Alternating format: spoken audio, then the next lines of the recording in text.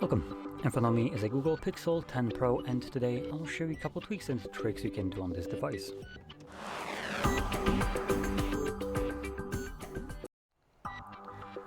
So, to get started, let's open up our settings, and I'm going to begin by navigating into the sound and the vibration, where we have a couple different things. First of all, we have the spatial audio. Now, this tries to make the quotation mark audio more immersive. Now, whatever that means, I have no freaking clue. So, if you find that your audio might sound a little bit wonky to you, maybe you're an audiophile and something just sounds off about it, you could technically turn that off. Now, this isn't supported by every application. As you can see, audio from compatible media becomes more immersive. Not all media. The reason I'm pointing that out is because Samsung technically has something similar, but their option actually just works phone-wide as long as you're using some kind of headphones or earbuds.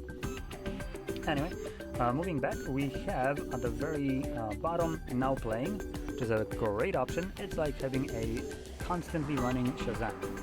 So when enabled, you will need to have internet connection. So let me just first turn that on. Should connect in a second, although it might have a problem because I am... Oh, there we go. So the reason I connected to network is because this will first need to download a database. So let's toggle it on. Up to home screen. No, I don't need that off my home screen. Downloading song database. So while it's doing that, I'm gonna pull up on my phone. Come on, open up YouTube.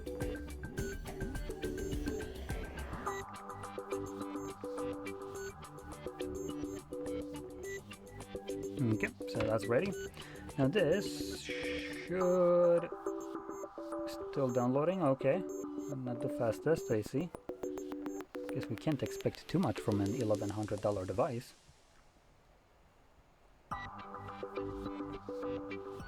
Come on, the song database isn't that big unless you're adding AI songs now. So let's just come back to this once it's done scrolling around. And while this is downloading nothingness, we can go back to our main settings page and scroll a little bit further down to display and touch, and here we have things like, for instance, the dark mode, which is enabled by default. I personally don't like it, so I like to just completely turn it off, at least for the recording I should add. And normally I do use dark mode myself, but for recording I do prefer light mode. Now, one thing that is neat is if you click on the text itself, it actually allows you to change dark mode based on a schedule. And that schedule has two options. We have either on a custom timer, which allows you to choose specific time that it will swap from light to dark mode, or from sunset to sunrise. Which means that you can have basically both of the modes running at the same time, and just one will open up that is needed, or that you would expect from a specific time.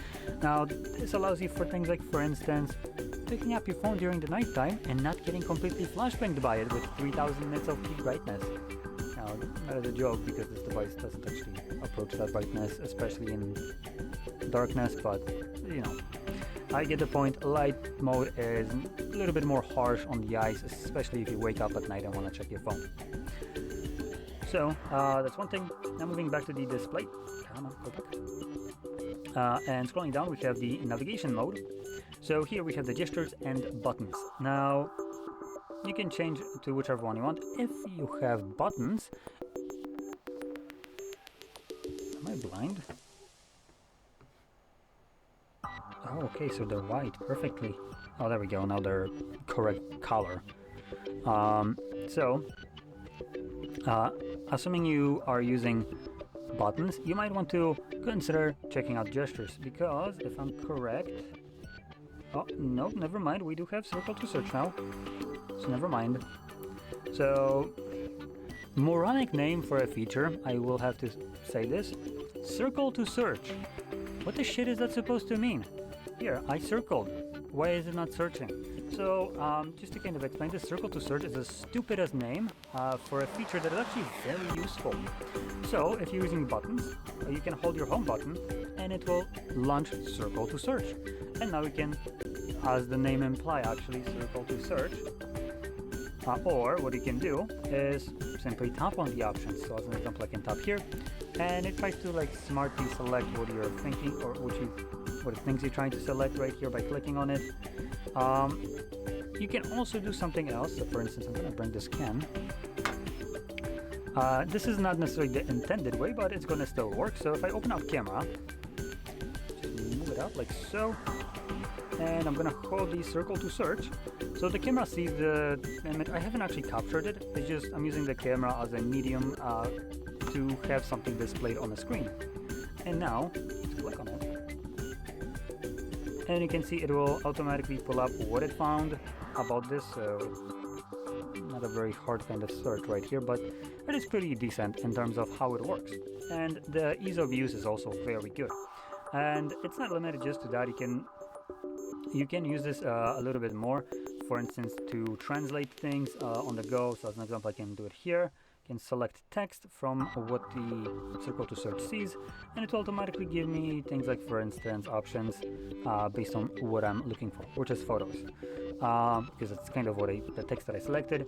So yeah, it's pretty handy. I myself use this very often because it does make it really nice and easy to search for things, figure out what something is, live translate it, or just do like quick searches of either text, copy it, or whatnot. So very versatile. Highly recommend utilizing that. Now you can do this either with buttons, or I should add, you can do this now with buttons before you couldn't, or gestures. Now this works the same way with gestures. You just hold the bar and it launches as well. Now with gestures you also have additional options under the settings, so you can, for instance, increase the left and right edge sensitivity for the back gesture, and additionally you have the option to enable the swipe to invoke assistant. Now this is enabled. I highly recommend turning that crap off. You don't need 7 different ways to launch assistant. One is plenty enough, Google. You can piss off with the rest of it. So just to kind of give you a quick little idea, normally I believe this option is enabled, though I could be wrong. Maybe I haven't checked it how it was by default after reset, but normally this is enabled. Google will try to cram it down your throat no matter what way they're gonna succeed. So this is one, and it's this kind of swipe from a corner inwards right here, which would launch your assistant. That's one way. Another one is a power button. Another way is by looking for this. That's the same thing. Another one would be this. Same thing.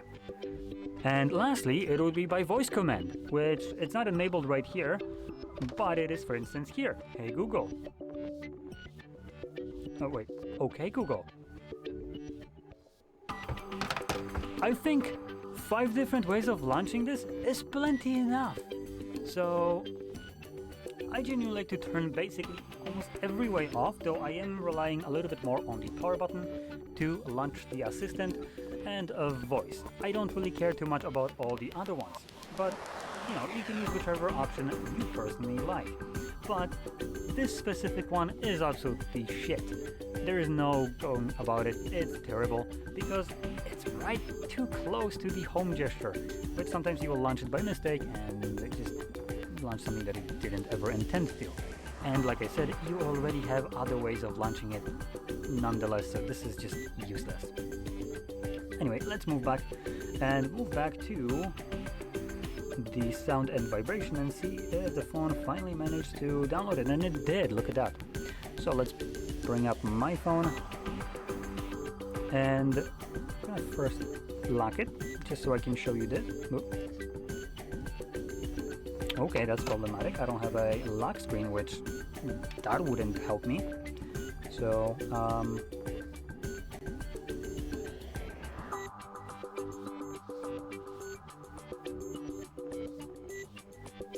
where's the... Nope, not what I'm looking for. How about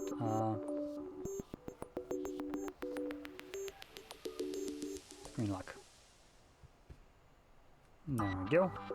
So now if I select a screen lock, obviously I will just kind of force the device to have a lock screen. Right? Yes, there we go. So what you're looking for is something popping up right here. So let me just do this.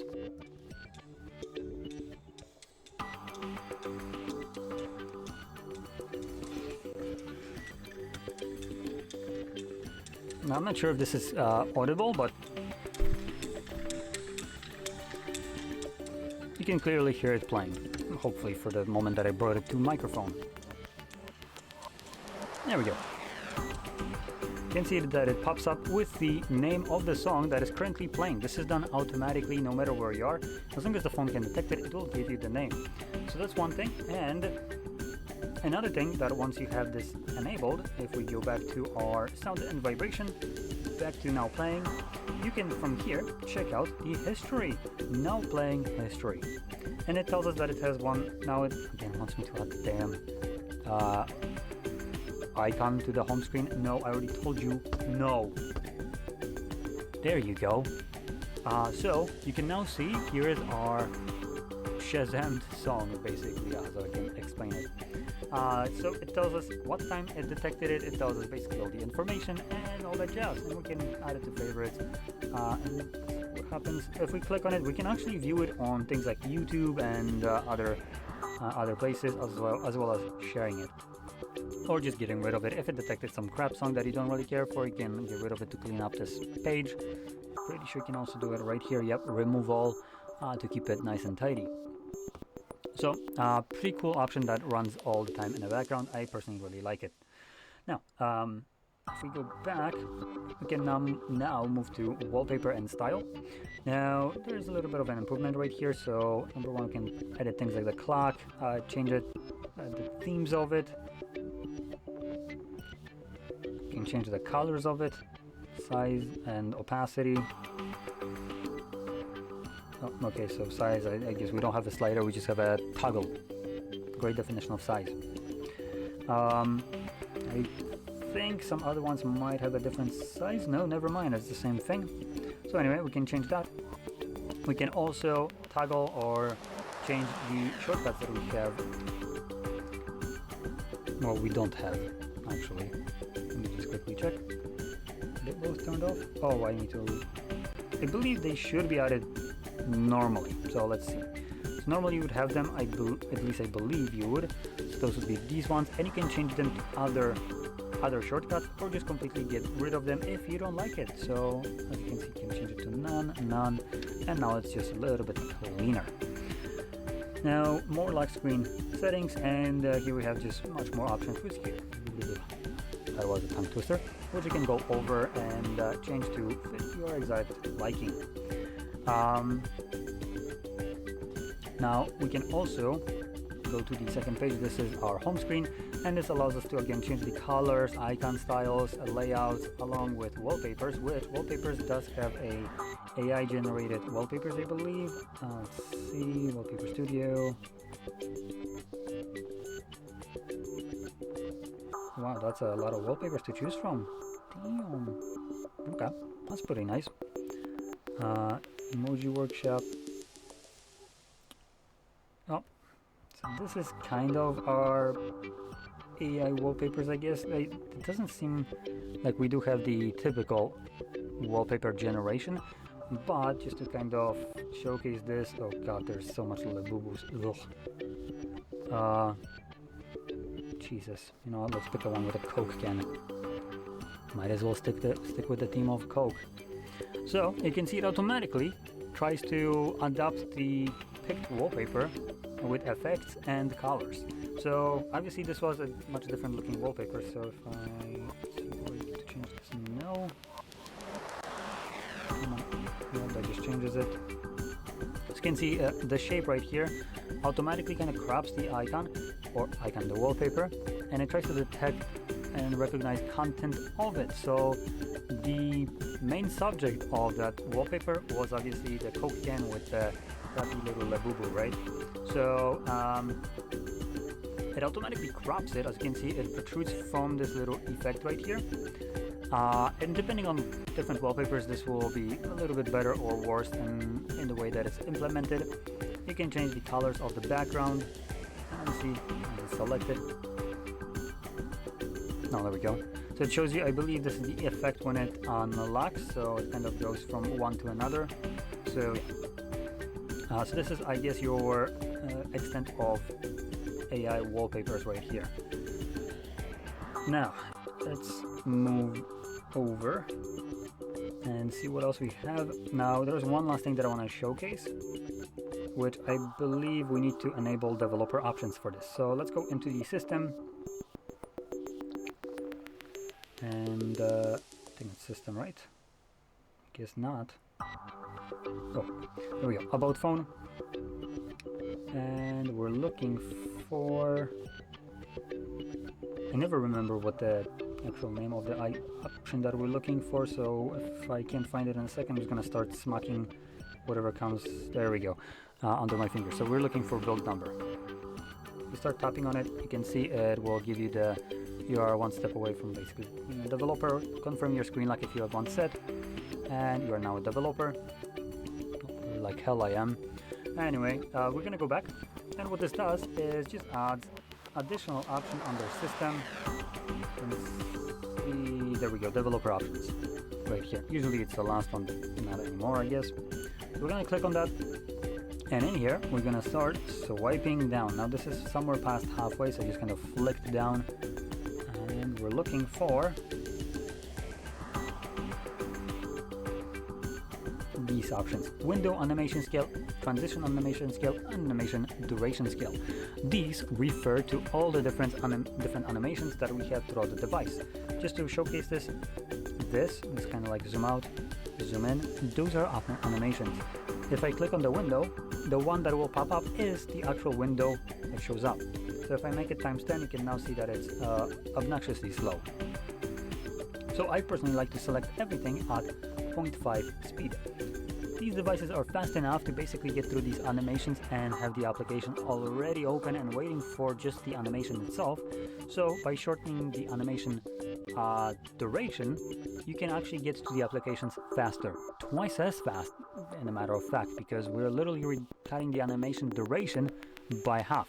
Now whatever you select for one of those, I recommend choosing it for all the three, the same option. So all three, I would recommend having it set to the same kind of option, and I don't actually recommend changing it to 0, because 0, for instance, will result with things like this.